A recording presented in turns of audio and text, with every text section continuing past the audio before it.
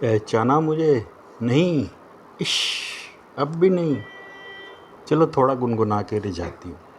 चलो सजना लगा कर मुझे गले।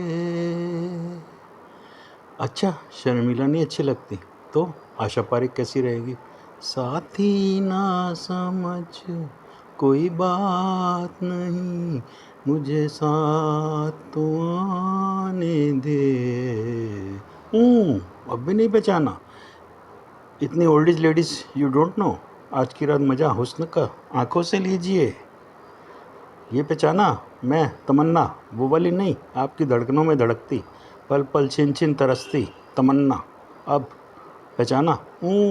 पल पल छिन छिन से समझ के मेरे मेहरबान कि मैं हूँ नीला डार्लिंग, जो अभी ताज़ी ताज़ी चीलबाज मिशन से थकी मांदी जुताई करा के लौटी है। फ्रेंड्स, मैं जब भी किसी मिशन से लौटती हूँ अपने बिस्तर की उन अनमोल घड़ियों को डायरीबद्ध करती हूँ, अर्थात डायरी में लिखती हूँ।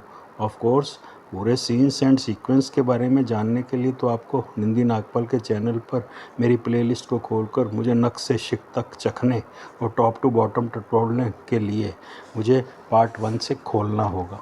प्लेलिस्ट में मेरी 136 रातों के एपिसोड टेप टू टॉ तैयार हैं, तो जाइए खोलिए और जानिए मुझे। और हाँ, यहाँ संक्षेप में स्टार्टर चुम्मी के रूप में चीलबाज की कहानी सुनती जाइए। बाकी की फुल कोर्स मेन्यू की भूख तो प्लेलिस्ट पर मिलेगी वाइल प्लेइंग विथ मी। उस रात मैं बेड ब्लैंकेट में टोटल नेकेड बिल्ली के बच्चे की तरह ठंड में सिमटी सो रही थी कि अमर का फ़ोन आया।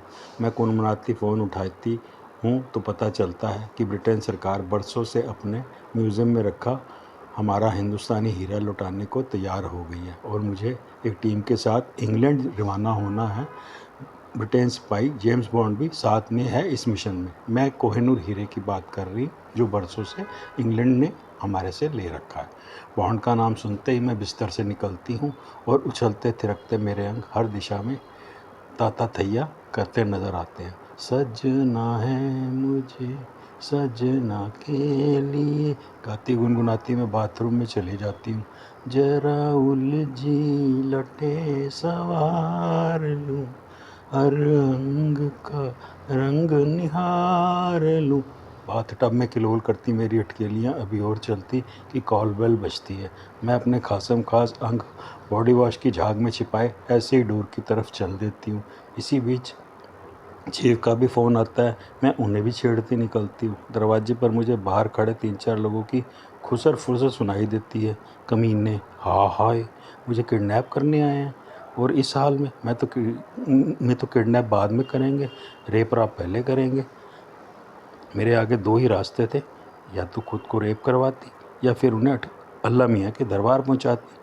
मैंने खुद को समझाते एक ट्रिक की और बाकायदा बाथ टब में आग घुसी। फिर वहाँ मैंने कुछ और शरारतें की बिजली के कुछ उपकरणों के साथ। फिर मैंने 3-4 हरकतें एक साथ और की। वो दरवाज़ा तोड़ते भीतर घुसे और पानी में जले मेरा गोरा बदन देखते ही तनतना उठे। दो ने जंप लगाई बाथरूम में तो वो अचानक से मरने लगे। उनका तीसरा साथी अभी डॉगी की तरह एक टांग उठाए अभी भीतर ही घुसता कि अपने साथियों की मौत देख ठहर गया। उसकी हैरानी मैंने अपने नग्न थिरकते अंगों से और बढ़ाई और साथ ही उसे बेहोश किया। उसके बाद मैंने उसे डनलिन और स्कॉच ऑफर की कैद करने के बाद विथ सम टॉर्चर डोजेस वो हाय हाय करता, कभी जलता कभी सुलगता। सब बकने लगा कि कहाँ से आया है, किसने भेजा है।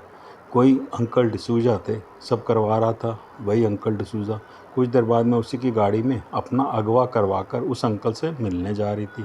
फिर उधर से कुछ ऐसी प्लानिंग हो रखी थी कि मैं उनके जंगल में जा फंसी। फिर रात के घने अंधेरे जंगल में सर्च लाइट जलाकर मेरे हुस्न की नुमाइश हुई। मेरा अंग देखा गया, गिना गया तलाशी के नाम पर। फिर उस अंकल ने बड़े ही यातनापूर्ण ढंग से मुझे कार की बॉडी के साथ खड़ा करके रेप किया। फिर जैसे ही उसने अपने सफ़ेद लावे की खेप मेरे अंदर छोड़ी, मैंने उसका कान नोच लिया और फिर चबड़ चबड़ करते मैंने उसके लाल लावे की खेप कटे हुए कान के साथ बाहर थूकी, यानी उसका खून। देयर आफ्टर हम दोनों में काफ़ी भैं हुई, तू तड़ाक हुई। ये मोटे मोटे डायलॉग का गिव एंड टेक हुआ, जिनसे डर कर अंकल मुझे एक बंद गाड़ी में बंद करता, उसे आग लगाता, भाग खड़ा हुआ। जलती तपती गाड़ी में अपने नगन हुस्न को संभालना बचाना ही सबसे बड़ी बात थी। एनी हाउ मैं एक नई ट्रिक से खुद को बचाने की कोशिशें करने लगी।